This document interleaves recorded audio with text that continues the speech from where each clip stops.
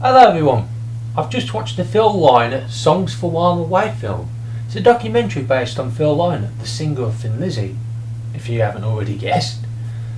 Right, for those who don't know, Thin Lizzy was an Irish rock band from the 70s that were, how do I say it, they were very, very famous, but they were underrated as all hell.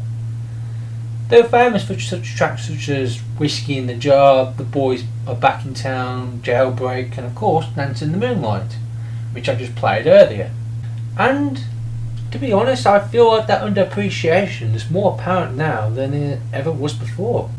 Phil was such a genius, and it's a shame that his work was never recognised to that level. Not only was the man a musical genius, the melodies he wrote got stuck in your head for ages, and they went from such stuff as soppy love songs to hard rocking belters. He also had a way with the written language.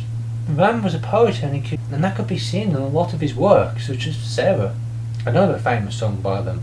He was a brilliant performer as well, who gave it all despite how many people came to the crowd. You could just look up the footage of Thin Lizzy and you'd be able to see that from the get-go.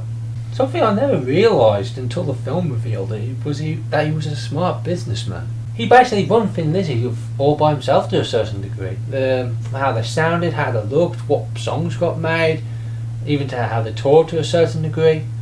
I knew Phil Lynott was the main guy, but I never knew he was to the level that the film showed. But it wasn't an ego thing, such as other rock stars, which I shall not name. He just knew what he wanted and he didn't let anyone get in his way. So then the film. Well, it goes through various points of Phil's life, such as his birth and childhood in Ireland. Sadly, he was met with great hardship because of the fact he was black.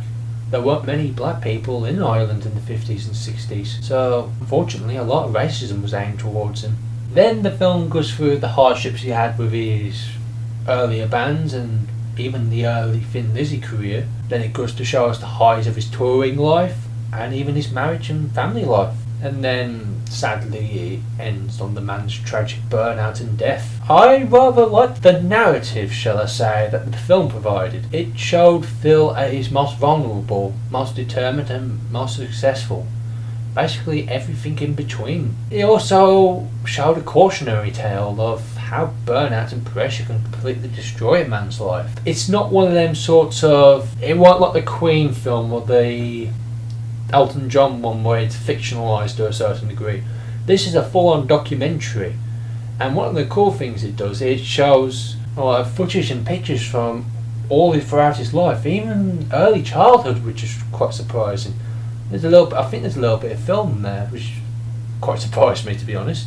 There's a great amount of live performances, which is brilliant to watch. They even had recordings of him speaking from old interviews and just general recordings and that, which is rather cool to hear because I never heard the man actually speak. I've heard him sing, but a singer's singing voice can sound very different from their speaking voice. It's always quite interesting to hear that. One of the cool things is that the film even shows like little bits of clips of the Thin Lizzy stage setup with all the equipment and that they would use. It's mainly like in between footage when someone speaks or something like that, but I don't know, as a musician I find that quite fascinating just to see the equipment they used. There was also a lot of interviews from people who knew Phil or was influenced by him, such as family members including his wife and daughters, old bandmates including Scott Gorham, which I think is fantastic, brilliant player, and they even had some celebrities go on, such as James Hetfield out of all people.